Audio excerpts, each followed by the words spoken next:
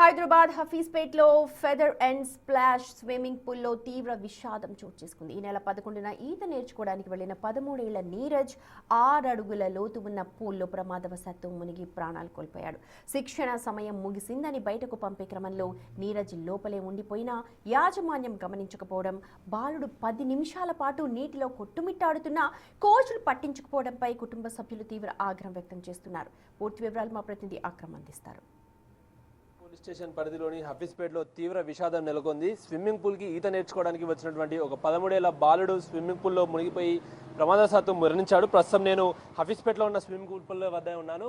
హఫీజ్పేట్లో ఉన్నటువంటి feather and splash swimming పూల్లో అయితే ఈ ప్రమాదం చోటు చేసుకుంది. ఈ నెల 11వ తారీఖున ఉదయం 8:30 ఇటు 13 ఏళ్ల నీరజ్ అనే బాలుడు తన స్నేహితుడితో కలిసి ఇక్కడికి వచ్చినట్లు కూడా తెలుస్తోంది. స్విమ్మింగ్ పూల్లో రోజులాగానే ఈత నేర్చుకుందామని. అయితే ఇటు ఎవరైతే మృతుడు నీరజ్కి సంబంధించినటువంటి స్నేహితుడు కార్తికేయ, అదేవిధంగా కార్తికేయకు సంబంధించినటువంటి తండ్రి ప్రవీణ్ ఎవరైతే ఉన్నారో ప్రవీణ్ ఇటు కార్తికేయను అదేవిధంగా ఇటు నీరజ్ని ఇద్దరిని కూడా స్విమ్మింగ్ పూల్కి తీసుకొచ్చాడు. సో తీసుకొచ్చిన నేపథ్యంలో వాళ్ళు స్విమ్మింగ్ చేసుకున్న తర్వాత బయటికి వెళ్ళిపోమని నిర్వాహకులు చెప్పడంతో కూడా ఇటు కార్తికేయ అదేవిధంగా తన తండ్రి ప్రవీణ్ బయటకు వచ్చేసారు. అయితే నీరజ్ మాత్రం లోపలే ఉన్నట్టు కూడా తెలుస్తోంది. సో మనం చూస్తున్నాం కదా, ఆ లోపల ఉన్న సమయంలోనే ఒక్కసారిగా కూడా తను 6 ఫీట్ అంటే సాధారణంగా పిల్లలు 13 ఏళ్ల పిల్లలు అని అంటే 3-4 ఫీట్ ఉన్న దాంట్లో కూడా వాళ్ళు ప్రాక్టీస్ చేస్తూ ఉంటారు. సో 6 ఫీట్ దాంట్లో కూడా తను పడిపోయి కూడా చనిపోయాడు. దాంతో ఇటు స్విమ్మింగ్ పూల్ పైన అయితే అటు నీరజ్ సంబంధించినటువంటి తల్లిదండ్రులు ఫిర్యాదు చేశారు మియాపూర్ పోలీస్ స్టేషన్లో. దాంతో మియాపూర్ పోలీసులు కూడా కేసు దర్యాప్తు చేస్తున్నారు. ప్రస్తుతానికైతే స్విమ్మింగ్ పూల్ని మూసివేసిన పరిస్థితి అయితే కనిపిస్తుంది. స్పష్టంగా ఒకసారి మనము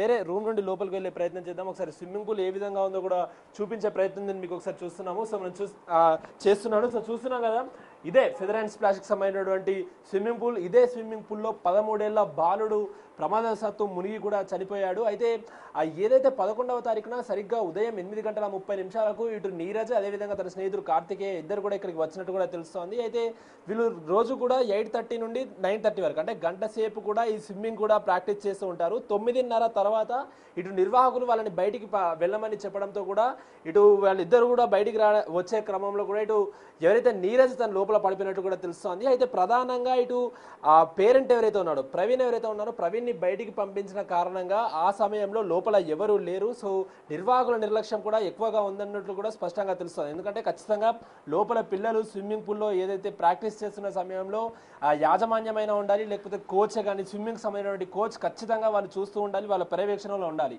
బాబు అందులో మునిగిపోయినప్పుడు అసలు యాజమాన్యమే కానీ కోచ్ కానీ ఏం చేస్తున్నారు అనే దానిపైన కూడా ఇటు మృతుడు నీరజ్కి సంబంధించినటువంటి తల్లిదండ్రులు తీవ్ర ఆగ్రహం వ్యక్తం చేస్తున్నారు. దాదాపు 10 నిమిషాల పాటు కూడా తను నీరజ్ లోపలనే ఆ నీళ్ళలో కొట్టుమిట్టాడుతున్నట్లు కూడా అందులో ఉన్నటువంటి ఇతర స్విమ్మింగ్ నేర్చుకోవడానికి వచ్చినటువంటి బాలులు చెప్తున్న పరిస్థితి కనిపిస్తూ ఉంది. సరిగ్గా 9:43కి ఆ నీరజ్ లోపల మునిగిపోయిన తర్వాత దాదాపు 9:53 అంటే 10 నిమిషాల పాటు కూడా లోపల తను కొట్టుకుంటూ ఉంటుంటే యాజమాన్యం ఏం చేస్తుంది, లేకపోతే నిర్వాహకులు ఏం చేస్తున్నారు, లేకపోతే దానికి సంబంధించిన కోచ్ ఏం చేస్తున్నాడు అన్న దానిపైన కూడా తల్లిదండ్రులు తీవ్ర ఆగ్రహం వ్యక్తం చేస్తున్నారు. ఇప్పటికే అటు మియాపూర్ పోలీసులకు కూడా ఇటు ఫెదర్ అండ్ స్ప్లాష్ సంబంధించిన యజమానులపైన కేసు చేసిన పరిస్థితి అయితే కనిపిస్తూ ఉంది. పోలీసులు ఇప్పటికే ఇటు స్విమ్మింగ్ పూల్ని క్లోజ్ చేసేశారు.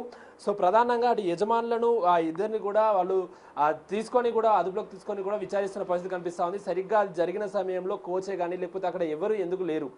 బాబు 10 నిమిషాల పాటు లోపల కొట్టుకుంటుంటే తను మృతి చెందుతుంటే కూడా ఎవరు ఎందుకు గమనించలేదు అన్న కోణంలో కూడా పోలీసులు దర్యాప్తు ముమ్మరం చేశారు. అయితే లోపల మునగ్గానే ఒక 10 నిమిషాల తర్వాత ఇతర బాలుడు వెళ్లి సమాచారం ఇవ్వడంతో తనను హుటాహుటిన రెయిన్బో చిల్డ్రన్స్ హాస్పిటల్ కూడా తరలించాడు. దాదాపు 8 గంటలు తను ప్రాణాలతో పోరాడి 8 గంటల తర్వాత నీరజ్ ప్రాణాలు విడిచిన పరిస్థితి కనిపిస్తుంది. దాంతో ఒక్కసారిగా నీరజ్ సంబంధించినటువంటి తల్లిదండ్రులే కానీ కుటుంబీకులు తీవ్ర కన్నీరు మున్నీరు అవుతున్న పరిస్థితి కనిపిస్తూ ఉంది. పూర్తిగా వాళ్ళ ఫ్యామిలీలో తీవ్ర విషాదం నెలకొంది. ఖచ్చితంగా ఇటు ఈ స్విమ్మింగ్ పూల్ యజమానులపైన కఠిన చర్యలు తీసుకోవాలి. ఆ కోచ్లను అక్కడ పెట్టట్లేదు, పిల్లలపైన నిర్లక్ష్యంగా వహిస్తున్నారంటూ కూడా ఇటు పోలీసులను ఇటు నీరజ్ సంబంధించిన తల్లిదండ్రులు ఆశ్రయించిన పరిస్థితి కనిపిస్తుంది. మియాపూర్ పోలీసులు కూడా కేసుని దర్యాప్తు చేస్తున్నారు.